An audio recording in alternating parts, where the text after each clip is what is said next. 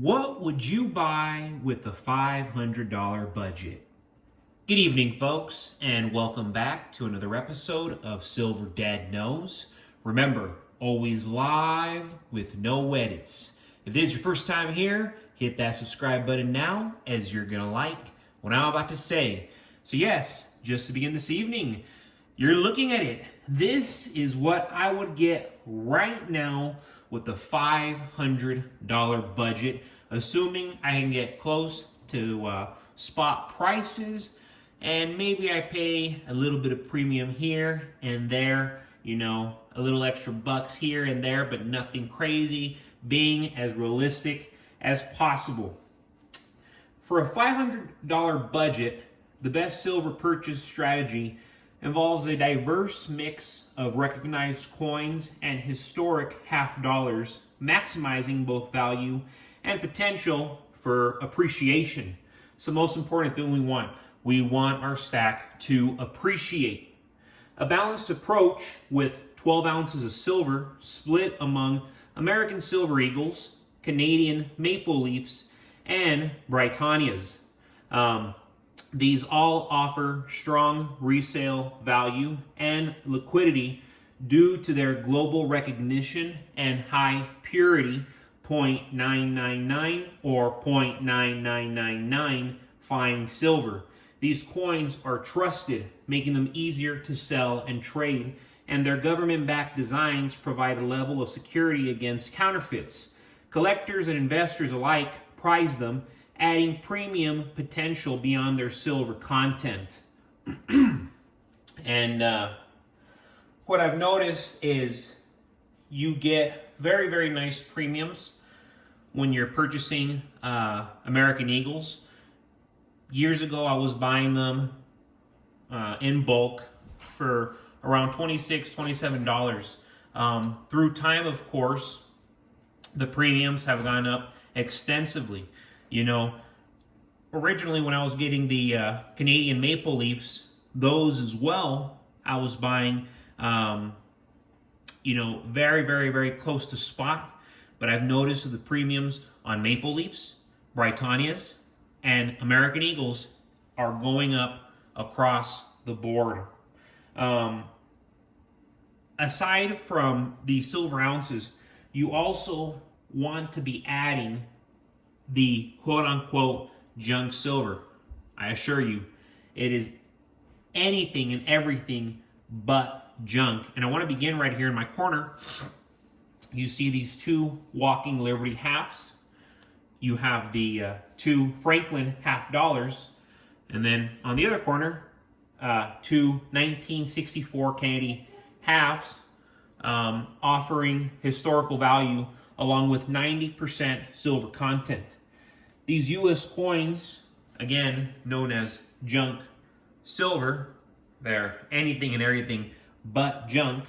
They are widely respected in the precious metals community, and in times of economic uncertainty and when small denominations of silver are needed, junk silver shines. It's fractional, making it easy to use for barter and small trades, while retaining its intrinsic value. Furthermore, historic coins often have numismatic appeal, which will drive their value above spot prices every single time, giving you an edge if silver prices stagnate but collector demand grows.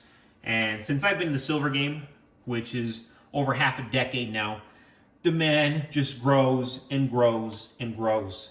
Together, this selection provides a strong foundation. The modern bullion coins give you market liquidity and resale ease, while the half dollars add flexibility and potential numismatic appreciation. This strategy covers multiple bases: immediate liquidity, divisibility for small transactions, and long-term growth potential when silver appreciates and collector demand rises. Ultimately, it offers the best of both worlds: secure value with American Eagles and other trusted bullion, and barter-ready storied silver in the form of US 90% halves, making it ideal for a $500 silver investment budget. You just cannot go wrong. You buy this today, you're going to be able to sell it for a profit tomorrow. You're going to be able to sell it for a profit immediately. And going back to more relevant and relatable news, folks, with European automakers, and keep in mind, remember, I am a auto dealer, but this affects us here in the West. With European automakers facing some of the toughest times in recent decades, many are increasingly looking to China for investment and growth. However, this critical shift is largely overlooked by mainstream Western media, possibly because it challenges the EU's political narrative of distancing from China. European policymakers have publicly advocated for de-risking, quote-unquote, de-risking from Chinese dependencies, aiming to reduce reliance on China's goods, materials, and resources. But despite these official stances, major automakers, including Volkswagen and BMW, continue to build up substantial investments in China. These investments, or greenfield projects, are hitting record highs, with EU contributions to China reaching $3.9 billion by mid-2024. We're there. The bulk of these investments come from German corporations, which makes up more than half of the EU's greenfield investments in China this year alone. These moves aren't merely profit-seeking ventures. They're strategic plays to secure stable supply chains and insulate operations from the unpredictability of European policy shifts. Essentially, these companies are safeguarding their future supply lines by establishing assets they own and control in China. The political response in these actions reveals a deeper economic rift within the EU. Recently, the EU imposed hefty tariffs on Chinese electric vehicles, citing harmful subsidies and overcapacity, while Germany and Hungary opposed these tariffs. Their influence was overridden. Unsurprisingly, China responded with its own countermeasures, initiating tariffs and investigations on European imports, signaling the escalation of a trade war. Such conflicts ultimately trickle down to consumers and small businesses, driving up prices and adding strain to an already tough economic environment. What's striking in all this is the IMF's forecast that emerging economies will grow at around 5%, while the EU lags with growth estimates between 0.8% and 1.2%.